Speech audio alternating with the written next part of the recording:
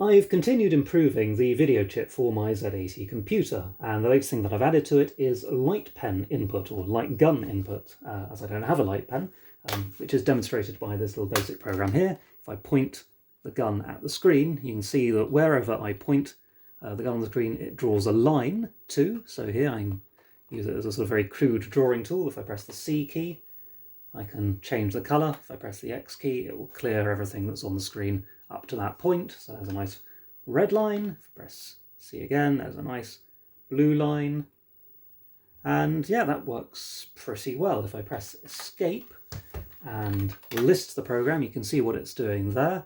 It's just using the ADVAL function to retrieve the state of the light gun input. ADVAL 0 checks to see whether there was any, if there was a valid signal seen in the last video frame, and if there was, then it will use ADVAL 1 to get the X coordinate and ADVAL 2 to get the Y coordinate.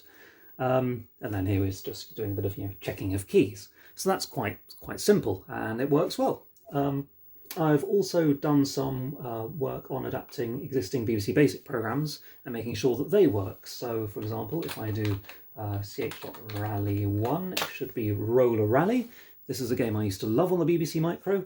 I'm pretty terrible at it, but if I run this here, that should load in, and this is sort of a Marble Madness type game. Hopefully you can see that there. I'm this little marble up here in the top. If I scoot over like that and down here and try not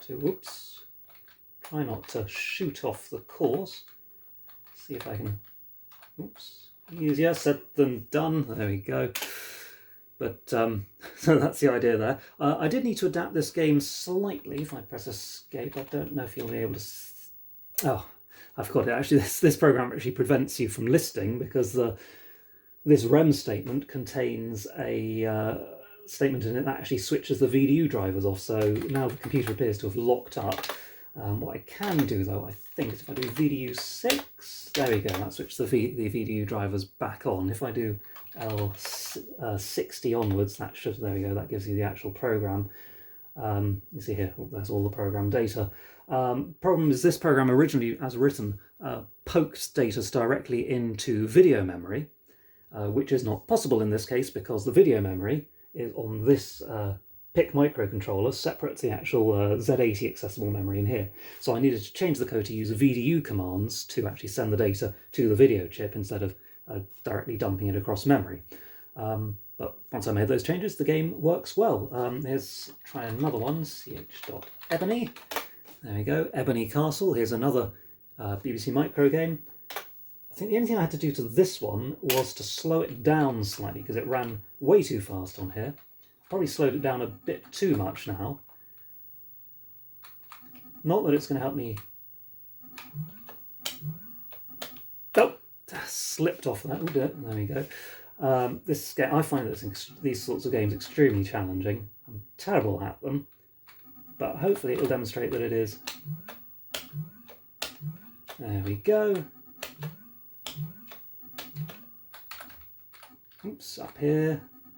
Down here, can I go on to the next screen? Hopefully I can. Secret collect. I have the red key. Oops, I was going to say I have to make my way back down carefully because he can't take a fall, this fellow. Let's go down here. Can I scoot under this fellow? Probably not. Nope. Game over. So it's another example of a game that now works on here. Let's see what other games have I got. I think actually on the user 1 folder I have got, yes, Spooks, sort of ghouls and ghosts type game. Spooks and Spirits. Doesn't render quite correctly because, again, the original program pokes into memory something that controls the width of the written characters. It shrinks the width of the text is drawn in so that it condenses a bit more.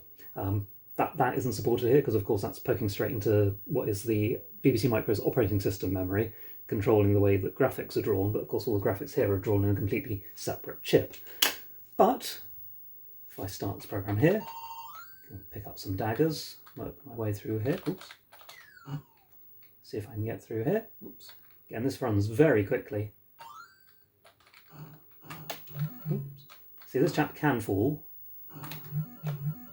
There you go. Oops. Ow. Ow. Can I get past these arrows? No. Game over. So, I mean, I am terrible at these games, but they do actually work on here, which I'm quite happy about. But yeah, that's just a little look at some of the stuff that I've been working on here, some of the sort of basic programs I've been working on getting running on here. This one, actually, I don't think I can quit out of. So I need to Control-Alt-Delete to reset the computer. I do need to implement braking in BBC Basic. I'm not entirely sure the best way to do that. I have set up the brake key to send a Control-C, but BBC Basic doesn't actually respond to that like most other CPM software would. Yeah, if I run this as a little program from the BBC Microbot that, again, I've adapted to work on here. Again, the original program worked by reading character definitions straight from memory. That, again, is not possible because the character definitions are held on a separate chip, but with a little bit of reworking, managed to get that working on here too. And if I just escape that and list, oops, let's actually, let's do that. Oops. Like that, so you can see a bit more clearly. You can see how that is working.